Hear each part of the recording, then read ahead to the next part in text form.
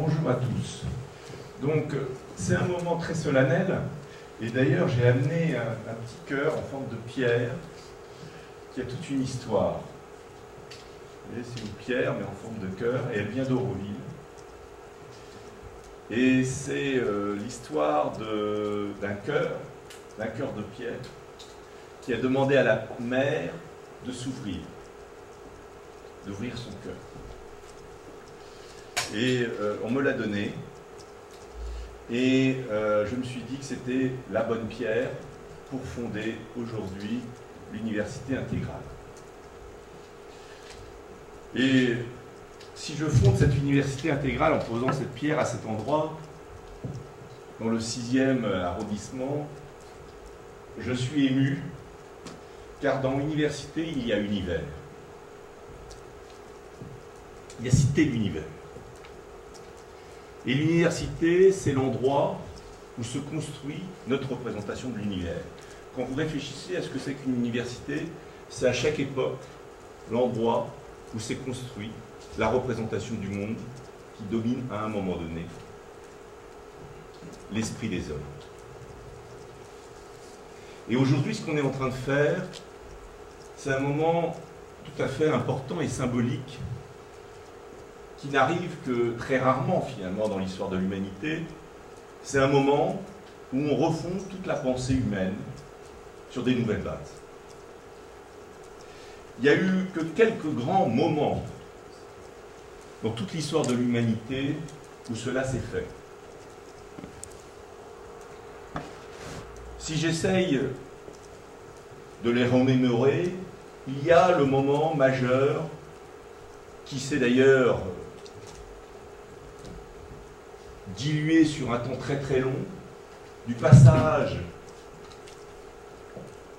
d'une vision animiste du monde à la construction des grandes religions qui ont fondé l'ensemble des civilisations qu'on retrouve sur ce globe et dont nous sommes les enfants. Il y a eu un deuxième grand moment, et où je dois dire ce quartier, cet endroit, a été la scène. Ça a été le moment où l'université est sortie du giron de l'Église pour s'inscrire dans une connaissance du progrès et d'une indépendance et d'une liberté de la pensée par rapport à la religion. Ça a été un deuxième grand moment de la fondation de ce que nous appelons aujourd'hui une université. Et effectivement, la Sorbonne, à quelques centaines de mètres d'ici, est une des premières grandes universités à être créée comme ça dans le monde, sur les bases d'une pensée indépendante des religions. Et à ce moment-là se fonde la notion de progrès et de modernité. C'est aussi finalement dans cette université qu'une série de grands penseurs qui aujourd'hui marquent l'ensemble de la planète vont déconstruire la modernité. Je pense à Foucault, à Gilles Deleuze, à Lyotard, qui vont expliquer les limites de la pensée moderne et créer ce courant de pensée connu dans le monde entier comme la postmodernité.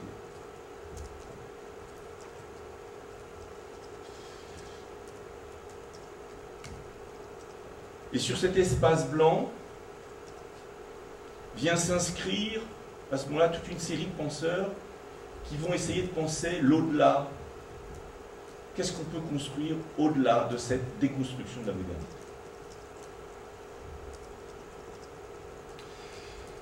Alors ce courant de pensée, la pensée intégrale, on pourrait dire, et d'ailleurs certains penseurs l'ont glissé dans leur titre, que c'est la pensée par excellence du tout.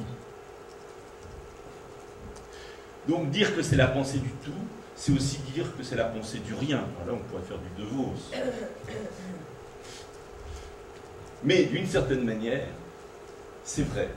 Et c'est vrai aussi que toute pensée est intégrale, toute philosophie est intégrale. Car quand vous reprenez l'histoire de la philosophie, qu'est-ce qu'a essayé de faire tout au long de son histoire, la philosophie, sinon de petit à petit intégrer des contradictions, des morceaux de problématiques disjoints, et d'essayer de les comprendre dans l'unité.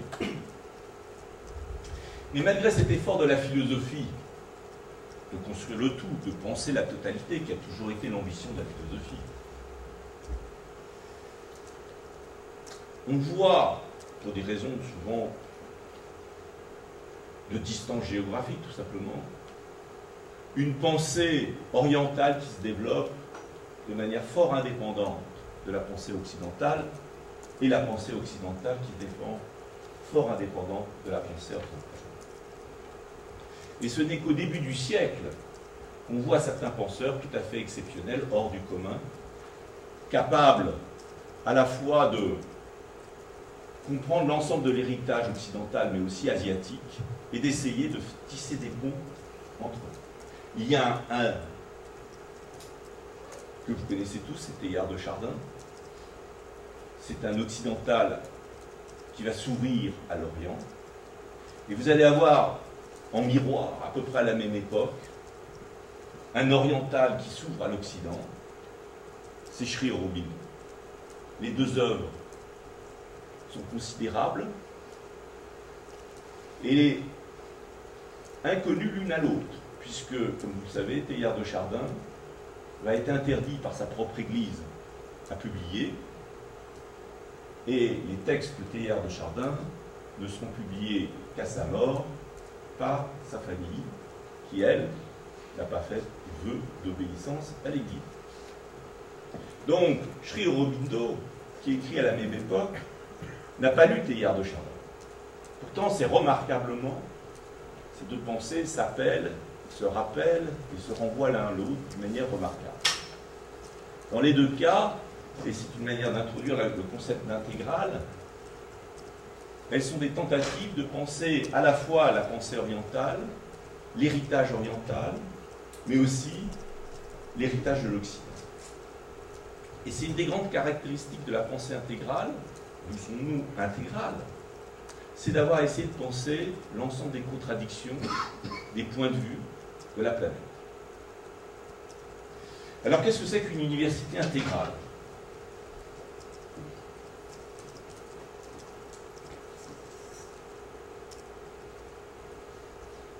Pourquoi une université intégrale ? Pourquoi avons-nous besoin d'une université intégrale ? La première raison fondamentale,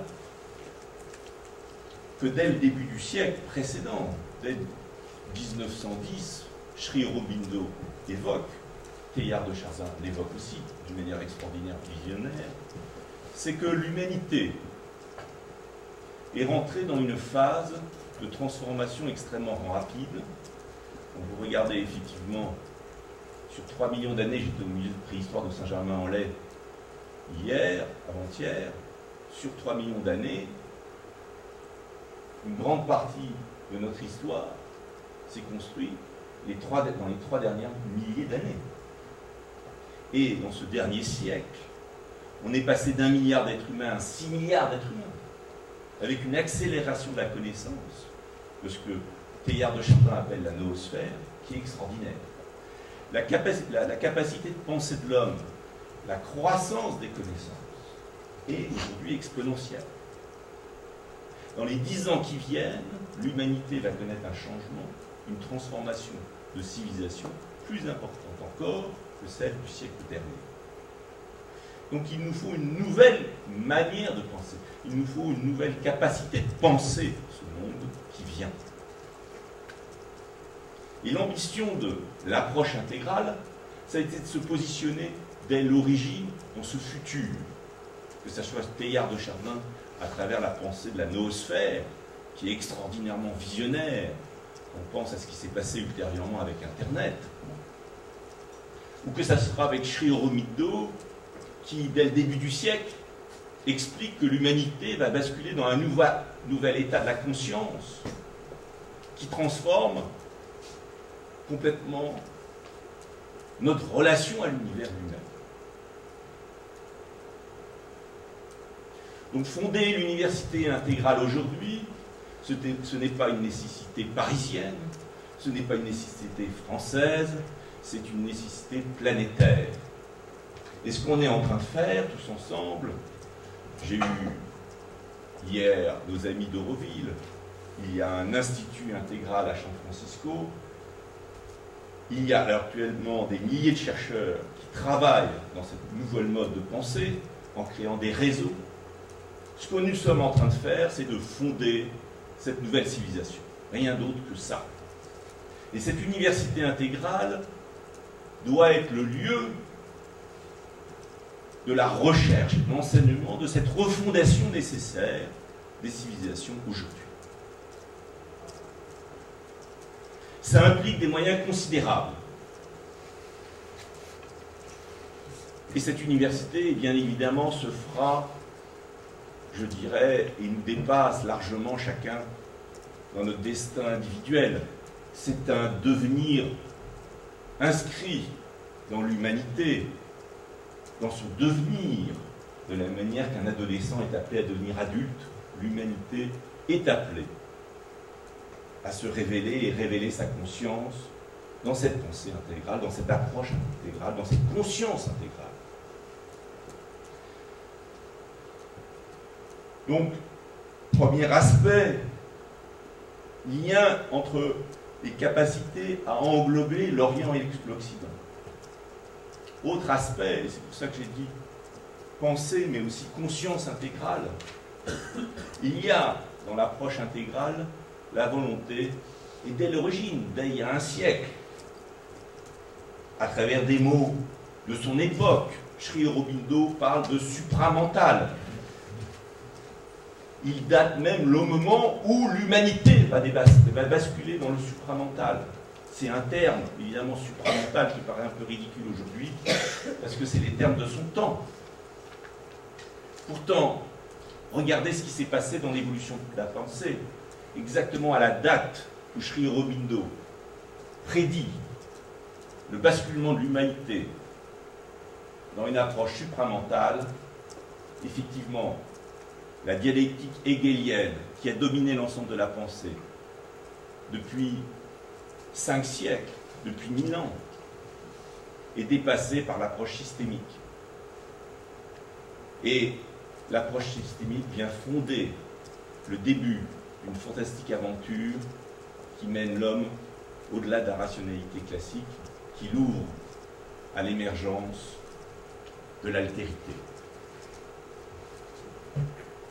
Donc, une autre idée essentielle de la pensée intégrale, c'est bien que la rationalité nous fait comprendre un certain parti de l'univers, que cette rationalité est capitale. Il faut ouvrir aussi notre cœur, Pascal le disait, science sans conscience n'est que ruine que l'âme, et notre inspiration pour nous ouvrir aux véritables dimensions de la réalité qui, elle, n'est pas que rationnelle. Donc, il y a cette deuxième grande idée qui fonde une université intégrale et qu'explore Auroville maintenant depuis plus de 50 ans, qui est d'une éducation qui n'est pas simplement une éducation du mental, mais aussi une éducation du cœur, une éducation de l'art, et aussi une éducation spirituelle, une éducation de l'inspiration, de l'éveil. Parce que nous sommes chacun de nous appelés non pas à rationaliser, non pas simplement à être envahis par nos émotions. Nous sommes appelés chacun de nous à devenir des êtres inspirés, porteurs du destin et du devenir cosmique. Nous sommes chacun des graines du cosmos à venir. Donc cette idée d'une éducation globale qui éveille l'être, à la fois dans sa dimension rationnelle, mais aussi dans sa dimension émotionnelle et dans sa dimension inspirationnelle, c'est une des grandes idées de l'université intégrale.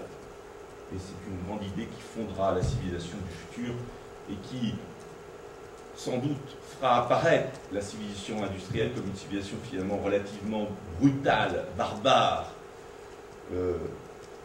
qui manquait de cœur, qui manquait de sens. Et l'égoïsme qui a dominé cette ère apparaîtra à ce jour-là comme quelque chose de dépassé, comme aujourd'hui les épées qui dominaient l'ère agraire nous apparaissent des outils bien utiles. Voilà, je ne rentrerai pas dans les sujets, puisque on va en parler, des sujets. C'est la grande thématique de ce matin, c'est l'université intégrale et qu'est-ce que c'est que la pensée intégrale. Les sujets, les grandes thématiques, on va les traiter cet après-midi. C'est peut-être l'occasion de présenter un peu la journée. Ce matin, logiquement, on va parler, et j'ai commencé à le faire, de l'université intégrale, mais au fond, qu'est-ce que c'est que la pensée intégrale? Et j'ai demandé à 3 personnalités majeures en France de cette réflexion sur la pensée intégrale de témoigner de leur propre cheminement dans cette réflexion sur ce qu'est la pensée intégrale. Après, cet après-midi, on va aborder les grandes thématiques de cette pensée intégrale. Et on verra aussi avec vous, avec votre aide, les lieux, car cette pensée intégrale, elle s'incarne déjà, c'est pas simplement une philosophie, c'est aussi une ville tout entière, comme Auroville. C'est aussi une université à San Francisco qui reçoit chaque année plus de 1000 étudiants. C'est aussi des éco-villages en Angleterre qu'on va aller visiter, qu'on va aller explorer. Et cette université, évidemment, sa fonction, c'est d'aller explorer ces lieux, de mieux les comprendre, de faire ce que fait une université, c'est tout ce travail de recherche, de documentation, de fédération, de lien entre toutes ces expériences, pour en comprendre la teneur, les caractéristiques. Et j'aimerais rappeler aussi une autre dimension qui existait déjà et que nous a amené l'université dans sa forme moderne, c'est aussi un espace critique. Ça serait une régression terrible si au nom de la pensée intégrale, on devenait des gens sans mental.